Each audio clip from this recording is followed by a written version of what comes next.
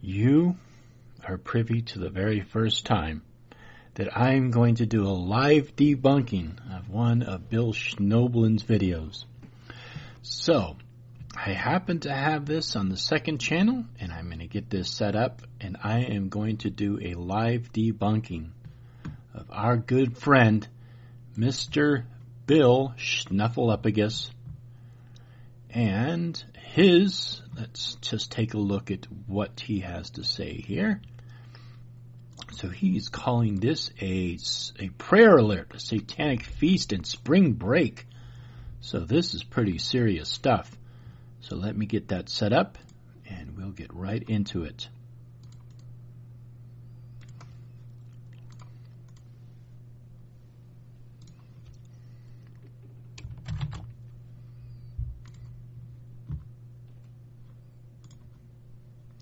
Right now, of course, you see the you see the long screen here. You see a screen within a screen within a screen. All right, there we go. Let me just change that a little bit. There we go. Ooh, that does not look good at all. All right, that looks much better. All right, so we're going to be going back and forth on this, and let's shrink this down so we can get a good look at this thing, and then I can observe the chat. Oh, a little further. Just a little further. I think that's pretty good. That'll give us a nice view of it. Alrighty, my friends. So, we're going to do a live debunking of our good friend, Mr. BS.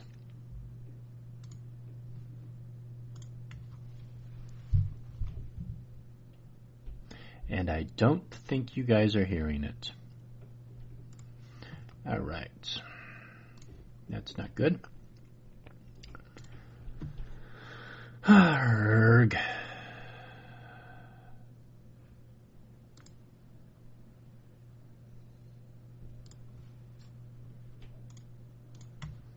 All right. Let me just do this.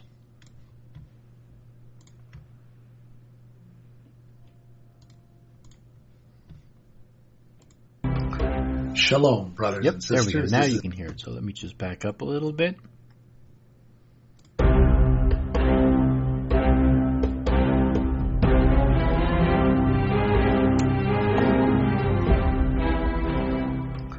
Shalom, brothers and sisters. This is Dr. William Schnoebelen coming to you from With One Accord Ministries. How you doing, Bill Schnuffleupagus? How are things? Let's see what kind of nonsense you have to speak about today.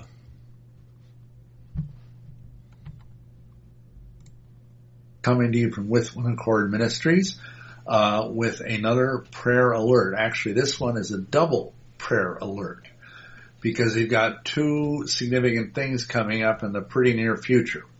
The most immediate one, and the one which we want to call your attention to, is the witch and satanic holiday that takes place on the spring equinox, which is...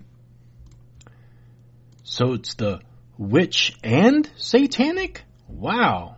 You know that those two things are not similar. There are satanic witches, and there are witches who may sympathize with Satanism. But those two things are completely separate, Bill. Which is March 21st, and that is called Ostara. And this is one of the 8 major feast days that's on both the satanic calendar and on the witchcraft, white witchcraft, Wicca type calendar. And it's interesting to note that the name that is given in the Celtic culture for this is Ostara. Actually, no, Bill. That's not what the quote-unquote Celtic peoples called the spring equinox. The name Ostara comes from the northern European goddess. So even though the further back you go in history, the more similar the Celtic goddesses and the what would be considered the northern tribes or Norse people's goddesses do have similarities. Ostara is attributed to the northern tribes and not the more continental Celtic tribes. But please, go on. And this name is probably related very closely to the Germanic goddess of spring, whose name is Ostara. And of course, Ostara is where the word Easter comes from. So we see here the profoundly close connection between this feast and Easter, which of course most Christians mistakenly celebrate, thinking that it somehow relates to the resurrection of Yahushua. But it really doesn't. It's a pagan holiday. And, before I get into the precise warning, I'll just briefly mention that the idea here is that, the winter is over in northern climes, and that the things are starting to bud, the crops are starting to, the frost has gone away from the... So you could almost say that life is being resurrected at this time. Couldn't you say that, Bill? Interesting. And isn't around this same time the resurrection or the rising again of your mythology? Do you think that's a coincidence? Or do you think there might be some possible similarity between the fact of renewing life and the renewing of your supposed Savior? But no, let's take the story of the resurrection of Christ as absolutely literal. The earth, and it's a time of celebration, and it's also a time when we have you may have heard the expression mad as a March hare. That's because this is of course the time when rabbits, hares will just reproduce like crazy. In fact, sometimes the female rabbits will actually conceive another litter before they give birth to the first litter. That's how fertile they are. That's how they came to be associated with this goddess Ostara and with the spring. So, we have here the origin of the Easter bunny. We have the origin of the word Easter. And, the scriptures tell us that we are not to learn the ways of the heathen. We are not to do the things. Yes, don't want to learn the ways of those heathens. The heathen do. And so when they have Easter egg hunts, when they, have somebody dressing up as a bunny rabbit running around, and this has nothing to do with the resurrection of our Messiah. Absolutely nothing. There were no Easter bunnies present when the angel rolled away the big stone. Now, how do you know that, Bill? How do you know there was no rabbits during that time? I'm just curious. How do you know that? There could have been Easter bunnies. Could have been somebody dressed in an Easter bunny costume. You have no clue, Bill. You don't know what happened in supposedly that time. In front of the tomb. Trust me on that. Check all 4 Gospels. It ain't in there. So this is something that if you're practicing Easter, you need to stop doing it. Really, nowhere does the scripture say that you are to do something like that on the day of Messiah's resurrection. So I'm just going to kind of go on a little bit of a rant here, so please forgive me. But, Bill, if you go back to the cult of the Christ, and you see how it evolved and it changed and it went into various cultures and into different societies and then was passed along to Roman soldiers and then passed into, again, other lands that they conquered, and various traditions married each other, and one tradition was mixed in with the other, so that we had a lot of the pre-Christian celebrations and pre-Christian holidays that merged with the Christian holidays, or what was known to be the Christian holidays.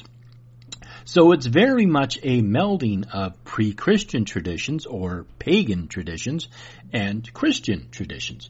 So for those of you out there who are very much into mixing Christianity with paganism, you're a little late to the party. It's been done hundreds and hundreds of years ago. So it's nothing really new. But there still is a separation between these two things. There is known to be Christian traditions and pagan traditions. As for the melding of those two, it's been going on for hundreds and hundreds of years, and people, especially in America, seem to enjoy it. They enjoy going out and dyeing Easter eggs with their kids and hunting for Easter eggs and eating chocolate little Easter rabbits and little peeps and having dinner with their family and then going to Mass afterwards. It's a family thing. It's an enjoyable thing. And yes, if you look beyond it, yes, it's a merging of pagan traditions and Christian traditions. Rant over. So, instead, you are to keep Passover. And we're going to, Could we just pass over Passover? I mean, let's just pass over Passover. I'm going to make it a hashtag, Passover. Already have a video teaching about that. We'll probably have another one in another week or so. But for now, I just want to bring that to your attention, that if you're under the mistaken idea that somehow this is honoring to Yahushua, to Jesus, to have Easter bunnies and Easter eggs. Why wouldn't it be in honor of Yeshua? I mean, does it really matter what you are doing if it is in reverence to a particular deity or not? If you are doing all of the things of the supposed pagan tradition of Easter, but you are doing it in a way that is in reverence for Yeshua, I mean, what creates the form of worship? Is it the action or is it the reason behind the action? So, for example, when Christians go out to feed the homeless or give clothes away or somehow go out into their community and give back to their community, are they acting for themselves or are they acting in the way that they believe Jesus would act? Or is it a combination of both? And, all of that, it really is not. It's an evocation of all of these totems, these pagan things that are part of this spring festival of the equinox, the festival of Ostara.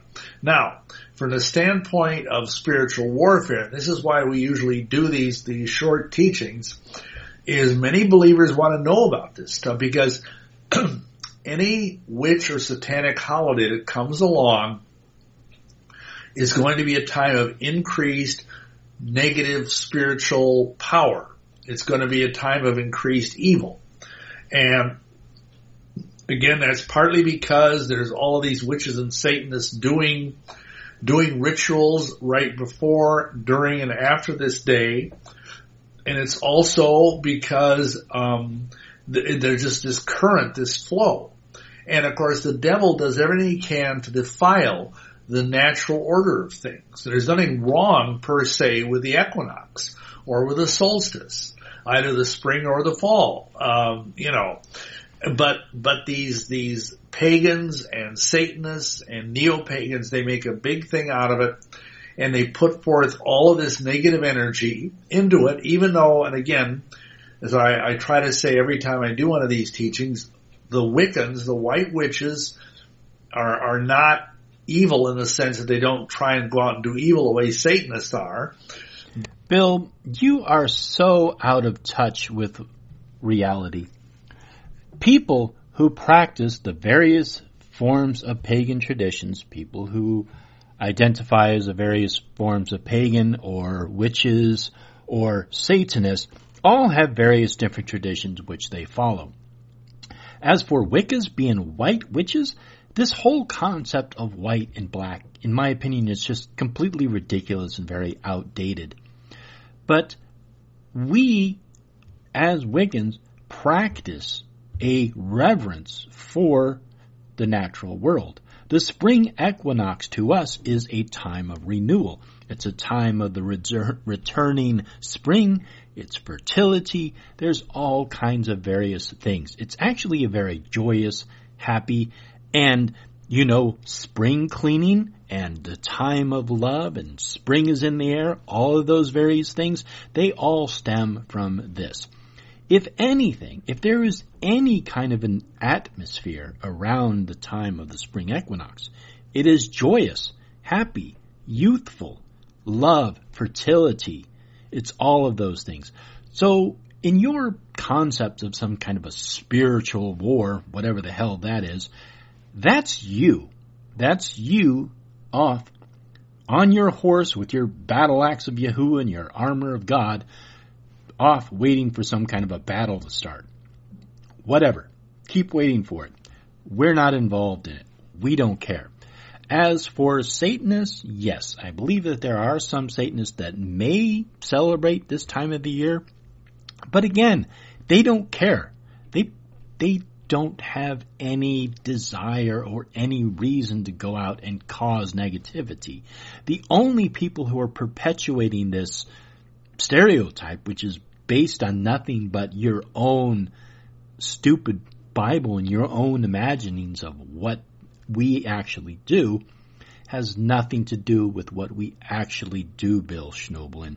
So if you and your followers would actually put down these ridiculous stereotypes you have and actually go and research it for yourself, you would see exactly what Ostara or the spring equinox is.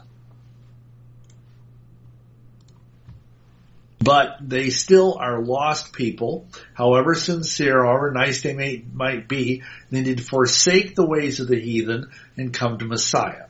Satanists, on the other hand, are dedicated to serving the evil one in all his naked evil glory. And they do. And what we caution people about this time is that this is a time when they are required, Satanists, to have orgies. That's how they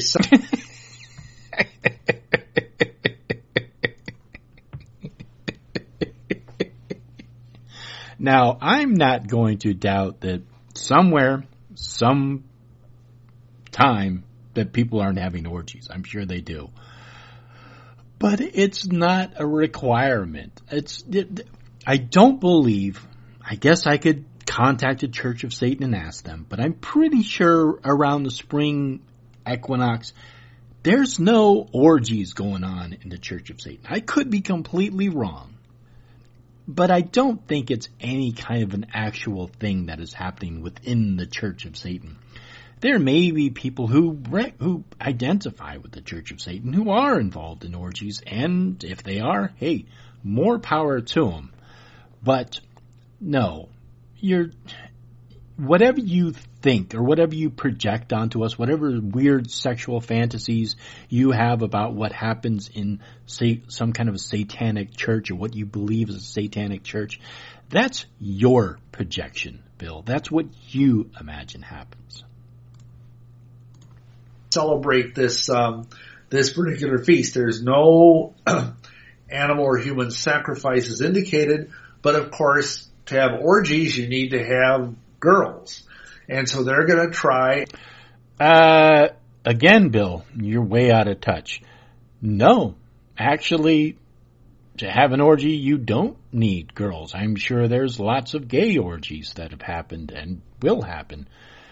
But no, you don't need girls to have an orgy. For that matter, you don't need guys to have an orgy. Girls on their own can have an orgy. So again, Bill, you are way, way, way out of touch. And go out, and of course, within a certain degree, they use their own men and women, but they'll try and go out and corrupt some people. And it's interesting that you have this whole phenomenon, which sometimes not coincides with all this spring break thing, where many misguided parents let their young people, teenage boys, teenage girls, go to some place like, Florida or, South Padre Island, whatever it's called, in Texas, various places, where basically there's all manner of licentiousness, drinking, drugs, free sex, and believe me, these people, these Satanists, are there to scarf up on this. They will use this time as a way to seduce young girls and maybe even young boys, teenagers, to become involved in all sorts of licentious activities. And oh, come on, Bill. Do you honestly believe that for example, in the south of Florida, that there's these people running around and throwing drinks on each other, and women are flashing their boobs, and guys are hitting on girls, and they're sitting there and they're getting drunk, and all this stuff is happening, these parties are happening, and then out in the outskirts are these guys, these figures in black robes, sucking the energy, or better yet, they're giving the energy into these people, and there's these little lightning bolts that are coming off their hands, and they're going into the minds of the people out there who are celebrating spring break. First of all, Bill, no, you're so full of shit. You are so full of shit. I can't believe that you are even, I understand you have your own YouTube channel and I'm sure people listen to you, but who in their right mind believes any of the stupid nonsense that comes out of your mind? It's a sad excuse for a mind. You just make shit up, Bill. You claim to have been some kind of a Satanist, Illuminati, vampire, witch, druid, whatever, but you're just full of shit. You're just full of it. And so, for heaven's sakes, don't let your young people be involved in that. And I would again caution parents to keep an eye on their adolescent and young adult children that are still, that are not married, because they might very well get caught up in something like this, because these people they want fresh blood, quote unquote. And that's what they're going to do. They're going to try and get out and because especially, they love to get Christian young women, because they know that that's exceptionally distressing to the parents, and it's also distressing to Abba Father to have a young Christian woman get drawn in either through drugs or the occult or alcohol into losing their virtue, into being involved, in fact, in something satanic, which is even worse than just... Bill, again, you're so out of touch with reality. Any good Catholic girl who makes it to spring break, I can tell you from experience, is probably not a virgin. I know, it's a shocker to you, Bill, but that's the truth of the matter. Back in my day, in high school, the crazy ones were the ones that came from the Catholic schools. Those were the ones who were causing the most problems. They were doing the craziest shit, and they were getting in the most trouble. Those were the ones that we didn't want to hang out with, because we didn't want our reputation ruined. Of course, I'm joking, but still, by the time they're at spring break, Bill, they are not virgins anymore. Trust me. Losing their virtue. So we need to be careful about this. We need to really pray for our young people during this time, as with all of these different festivals. But the main concern there is this sexual licentiousness. They believe that by doing this, by having these wild orgies, that they're going to increase the level of satanic power that they can use as we move from Ostara toward Beltane, which is the major spring feast on May 1st for both. Again, Bill, you're projecting onto this. People are not running around having orgies around the spring equinox. And if they are, as long as they're consenting adults who are consciously aware of what they're doing, then that's up to them. But it doesn't happen. I have been to many, many spring equinox celebrations from various different traditions, and none of them broke out into an orgy. Maybe after I left, maybe they broke out into an orgy. But during the time I was there was no orgy happening. Both witches and Satanists. So, again, pray. We have prayers on our website for dark seasons, prayers that believers can pray to be protected and to have their children, their families, their communities protected from these sort of people. Because in any good-sized community, you are going to have Satanists anymore. It's no longer just something you find in the urban areas and not out in the middle of America. They're everywhere. I mean, I was a Satanist, and I was... No, you weren't, Bill. You were not a Satanist, Bill. There's no record of you ever being in the Church of Satan. And the time that you claim to have been a member of the Church of Satan, you would have had to travel all the way to San Francisco and petition Anton LaVey to have gotten into the Church of Satan, because at that time, the only way to join the Church of Satan was to actually be either invited by a member or approved from Anton LaVey at the Black House in San Francisco during that time in the 70s and 80s. So, no, Bill, you are not a Satanist. They don't have any record of it.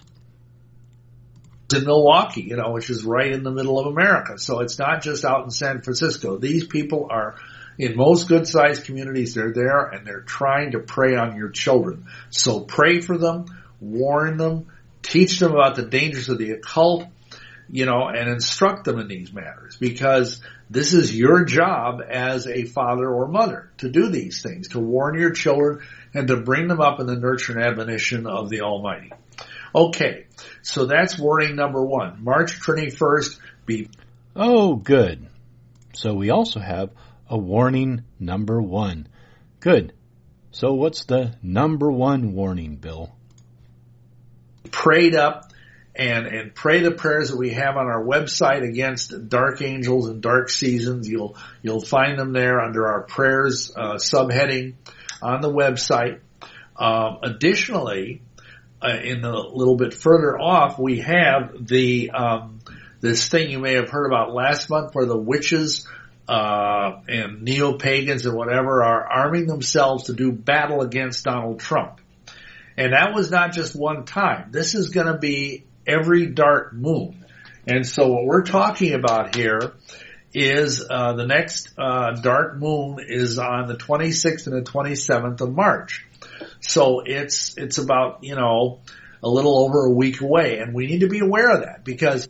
Well, first of all, Bill, you have to understand that witches and pagans and everyone else who practices any of the quote-unquote pagan religions under that umbrella term are independent.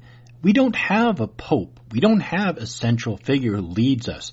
Basically, everyone guides themselves. If anything, the people who they have to speak to or follow the direction of is themselves, unless they're following a teacher or a high priest or a high priestess. So if a group of witches want to get together and do some kind of a binding spell against Trump or whoever for whatever reason, that's their choice. They can do it. But I can tell you, Bill, that not every single witch and not every single pagan out there is running around doing this binding spell, because there's a lot of people who are for it, and then there's people who are against it. And you also have to understand that those people who are doing that binding spell are acting upon what they believe is the best way to address their concerns that they have for this Republican president, who basically got into office having absolutely no political experience whatsoever. So if they want to make a statement and do some kind of a binding spell against Trump, according to our Constitution and according to the laws of our land, they are free to do so. As for any central authority guiding this principle, again, they're independent. They can do so if they want. Just like I can hit myself in the head with a hammer. Nobody's going to stop me, and I don't have to ask anybody. If I want to act like a complete idiot and do something stupid, I'm perfectly It's perfectly okay for me to do that. It might hurt a little bit, but I can do it. Believe me, these people are aware of it. These witches, they are committed to at the very least restraining, to doing spells of bondage or ligature, as it's called in the occult, against Donald Trump and against his family and his administration, to prevent them from doing what the people elected them to do. Half the country voted for Donald Trump, and yet, these people are taking it upon themselves to do spiritual warfare against him. So we need to keep standing against it. We need to be praying, and again, we have a prayer on our website, a pattern prayer. We know many of you are powerful intercessors and you know how to pray. But for those people that are kind of new at this or would like to have kind of a background on how to do it, we have a prayer specifically to protect Donald Trump and his family and his staff against those that are trying to impede him.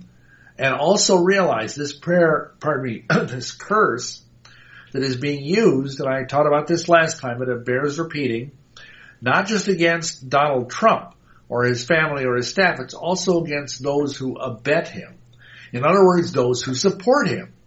So if you are a conservative person who voted for Donald Trump, if you are a Christian, because I think by and large most Christians voted for Donald Trump, then they're targeting you as well, you and your family. So be aware every dark of the moon. And the next one is around the 26th, the 27th is the actual dark moon. But, some witches will do it the night before, some witches will do it the night of. So just be aware there's going to be heavy weather on that date too. And so you need to pray, you need to be girded up and go out and pray. This is, believe me, we almost need, I hate to say this, but I made a remark about this on Facebook a few weeks ago. We need almost to have a spiritual secret service out there to protect Donald Trump against these kind of attacks.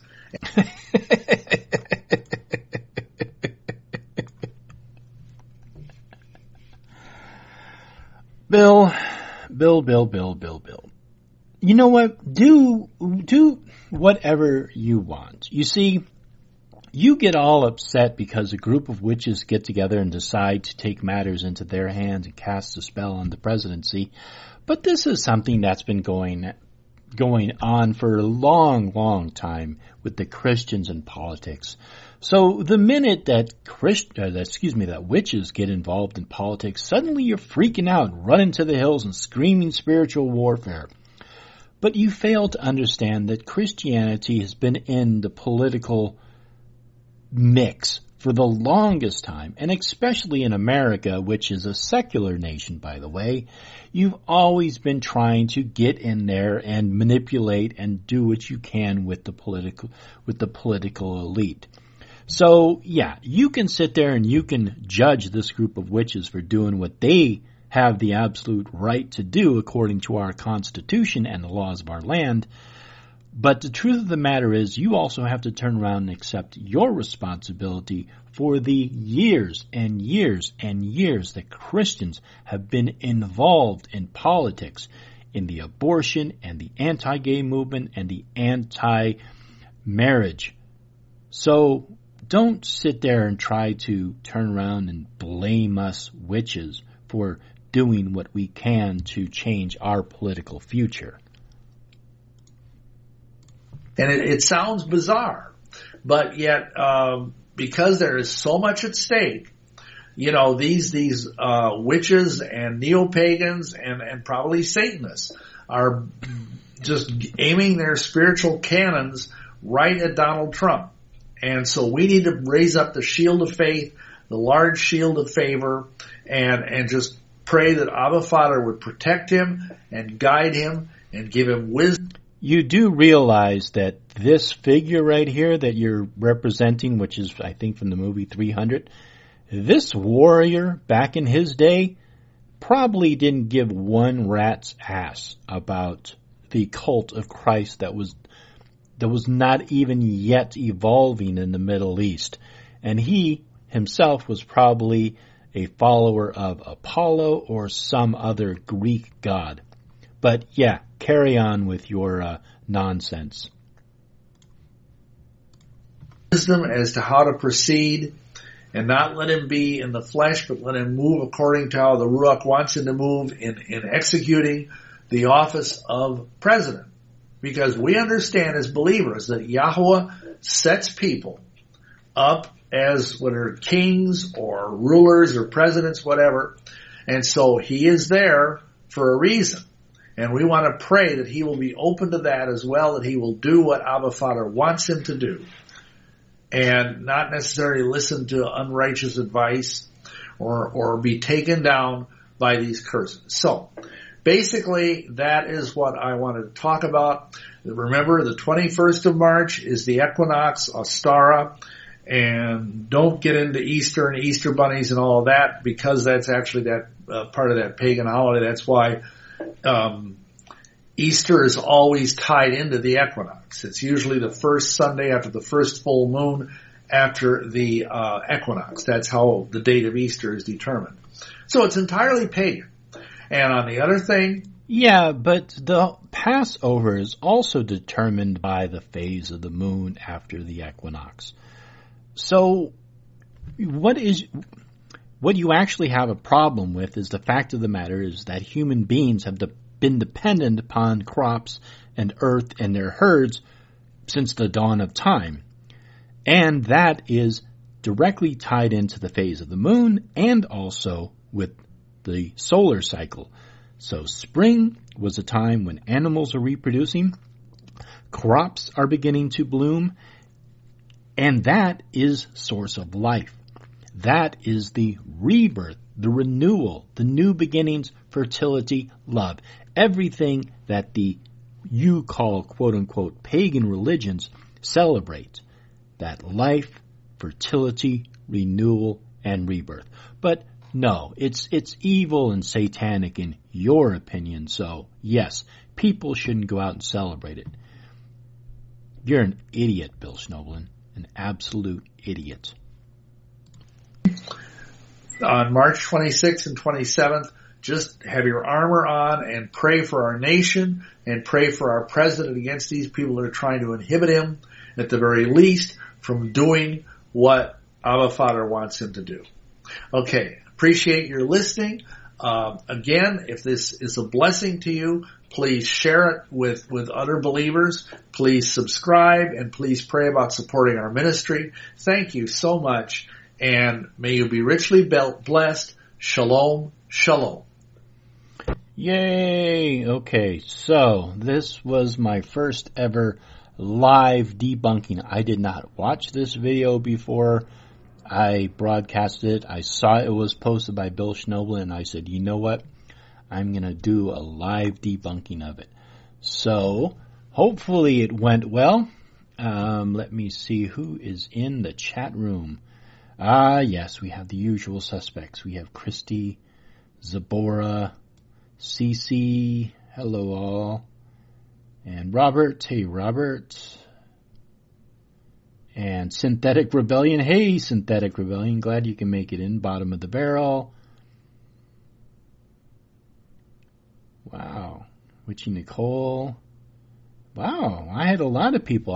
I'm surprised because I apologize. I didn't have a chance to post it up and give people a fair warning about it. So I'm glad you guys were able to check it out. And for those of you who just came in late, you can still watch it because it's going to be on my channel.